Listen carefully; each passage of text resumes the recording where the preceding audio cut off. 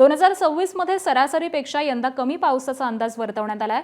जून ते सप्टेंबर या 4 महिन्यांच्या कालावधीमध्ये मान्सून पर्जन्यमानात हे सरासरीच्या 92% पावसाचा अंदाज वर्तवण्यात आलेला आहे। हंगामाच्या दुसऱ्या 6महिन्यामध्ये एल निनोची तीव्रता ही वाढण्याची शक्यता देखील वर्तवण्यात आली आहे। जून महिन्यामध्ये मान्सून तुलनेने स्थिर राहण्याची शक्यता आहे, तरी जुलै ते सप्टेंबर या कालावधीमध्ये पावसाची तीव्रता ही कमी होण्याचा अंदाज आहे।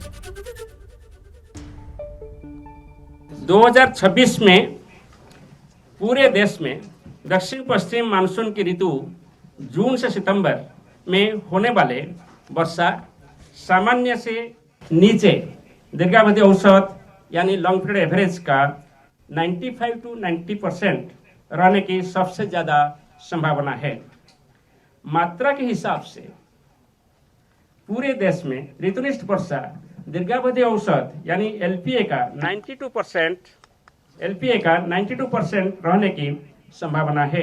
विषुववृत्तीय प्रशांत महासागराचा तापमान सातत्याने वाढते आणि त्याचा परिणाम म्हणून येत्या 2 ते 3 महिन्यांमध्ये तिथे एल निनोची स्थिती तयार होऊ शकते असं जगभरातल्या मॉडेल्समधून वर्तवण्यात आले आणि त्याचा थेट परिणाम आगामी मान्सूनच्या हंगामावर घेऊ शकतो असं IMDने म्हटले।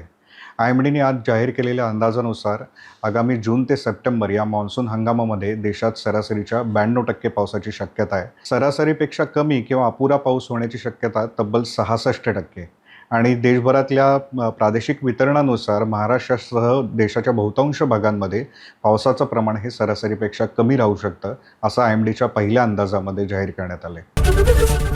ABP माझा, उघडा डोळे बघा नीट।